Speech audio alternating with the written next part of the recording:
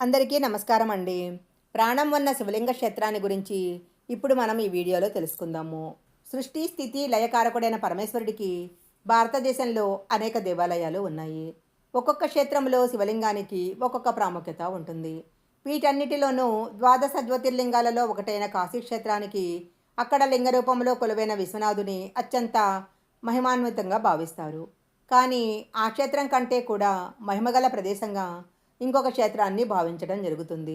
అదే దక్షిణ కైలాసంగా పిలువబడే శ్రీకాళహస్తి క్షేత్రము.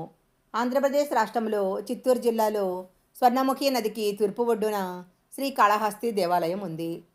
భారతదేశంలో చాలా ప్రాచీనమైన పంచభూత లింగాలలో నాలుగవది అయిన వాయులింగము ఇక్కడ పూజలు అందుకుంటూ ఉంటుంది.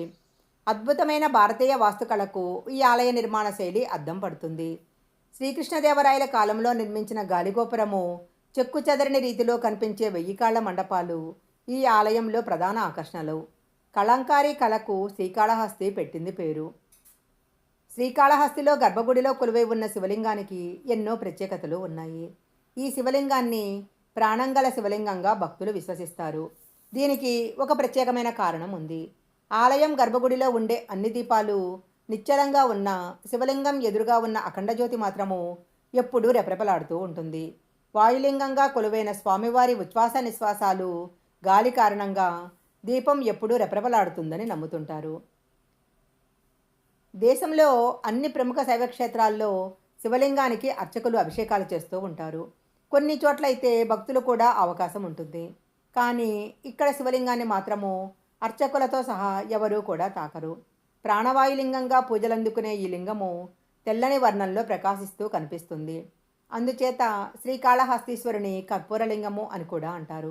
నవగ్రహ కవచంతో ఉండే ఈ శివలింగాన్ని ప్రతిరోజు పచ్చకర్పూరంతో అర్చకులు తాకకుండానే అభిషేకిస్తారు. అసలు శ్రీకాళహస్తి అనే పేరు ఎలా వచ్చిందో ఇప్పుడు తెలుసుకుందాము.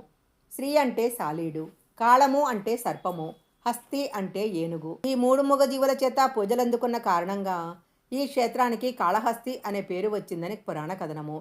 సాలెపురుగు, పాము, ఏనుగుల ఆత్మలను తనలో విలీనం చేసుకుని స్వామి స్వయంభూగా ఇక్కడ కొలువై ఉన్నట్లు చెప్తారు. ఈ క్షేత్రానికి దక్షిణ కైలాసము, శివానందైక నిలయము, సత్యమహాభాస్కర క్షేత్రము అనే వివిధ పేర్లు ఉన్నాయి. ఇక్కడ అమ్మవారు జ్ఞానప్రసూనాంబ తూర్పు ముఖంగా, స్వామివారు శ్రీకాళహస్తీశ్వరుడు పశ్చిమాభిముఖంగా దర్శనమిస్తారు. గణపతి ఉత్తర దిక్కుగా, దక్షిణామూర్తి దక్షిణ దిక్కుగా ఉంటారు. ఈ ఆలయంలో తూర్పు ద్వారం గుండా ప్రవేశించి మొదట పాతాళ వినాయకుని దర్శించుకొని తరువాత శ్రీకాళహస్తీశ్వరుని భక్తులు దర్శించుకుంటారు. పాతాళ గణపతితో పాటు ఈ క్షేత్రంలో వల్లభ గణపతి, మహాలక్ష్మి గణపతి, సహస్రలింగేశ్వర దేవాలయాలు కూడా ఉన్నాయి. దేశంలో అతి పురాతనమైన క్షేత్రాలలో ఒకటైన ఈ దేవాలయంలో నిర్మాణ శైలి నుంచి మూల విరాట్ వరకు అనేక ఆసక్తికరమైన విషయాలు దాగి ఉన్నాయి. సాధారణంగా భక్తులు ఎప్పుడూ భగవంతుని పాదాల చెంత ఉంటారు. కానీ శ్రీకాళహస్తిలో ఇది భిన్నంగా కనపడుతుంది. పరమేశ్వరుడి భక్తుడైన కన్నప్పకు కొండపైన దేవాలయం ఉంటే శ్రీకాళహస్తీశ్వరుడికి పాదాల కింద ఆలయం ఉంటుంది. అందుకే పరమేశ్వరుని భక్తవల్లభుడు అని కూడా పిలుస్తారు. మహాశివరాత్రి రోజున ఇక్కడ జరిగే బ్రహ్మోత్సవాలలో తొలి పూజను కొండపై ఉన్న కన్నప్ప ఆలయంలో చేయటము ఒక విశేషము. పరమేశ్వరుడికి మహాభక్తులైన రోమస మహర్షి, దుర్జటీల దేహాలను కూడా శ్రీకాళహస్తీశ్వర ఆలయంలో సమాధి చేశారు. ఆలయం రాజద్వారం దాటే గడప కింద వారి దేహాలను ఉంచారు. వేశ్యాకన్యలు, యాదవరాజు, వశిష్ఠుడు ఇలా ఎన్నో కథలు ఈ క్షేత్ర మహత్యంతో పెనవేసుకొని ఉన్నాయి.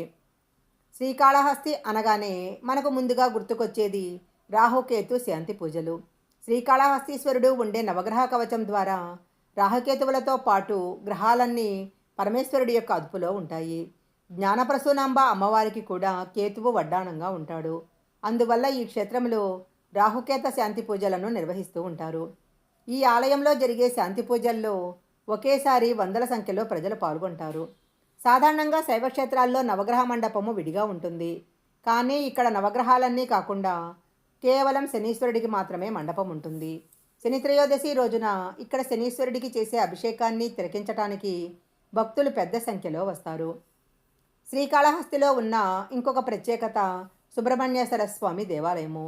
ఇక్కడ సుబ్రహ్మణ్యేశ్వర స్వామిని వల్లి దేవసేన సమేత చెంగల్వరాయునిగా కొలుస్తారు. ఇక్కడ తప్ప దేశంలో ఇంకెక్కడా కూడా సుబ్రహ్మణ్యేశ్వరుడికి ఈ పేరుండదు. అలాగే ఈ ఆలయంలో ఉన్న మరొక ఆకర్షణ సహస్రనామ మండపము. శ్రీకాళహస్తి ఆలయంలో ఎక్కడా ఆకాశం కనిపించదు.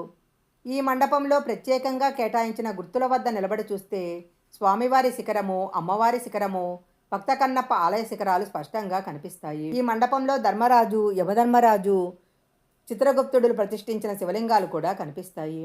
ఇలా ఎన్నో ప్రత్యేకతలు, విశిష్టతలతో శ్రీకాళహస్తి క్షేత్రము ఆధ్యాత్మిక పర్యాటక గమ్యస్థానంగా మారింది. ఈ క్షేత్రాన్ని ఒకసారి సందర్శించిన వారు మళ్ళీ మళ్ళీ సందర్శించేందుకు ఉత్సాహం చూపిస్తారు.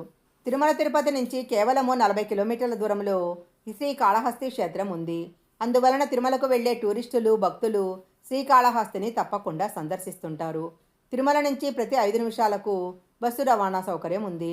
ఈ వీడియో గనక మీకు నచ్చినట్లయితే లైక్ చేయండి, షేర్ చేయండి. ఇలాంటి మరిన్ని వీడియోల కోసం మా ఛానల్ సబ్స్క్రైబ్ చేసుకోండి. పక్కనే ఉన్న బెల్ ఐకాన్ని యాక్టివేషన్ చేసుకుంటే మేము పెట్టే వీడియోలన్నీ కూడా మీకు ముందుగానే నోటిఫికేషన్గా వస్తాయి. మరొక మంచి వీడియోతో మళ్ళీ కలుసుకుందాం.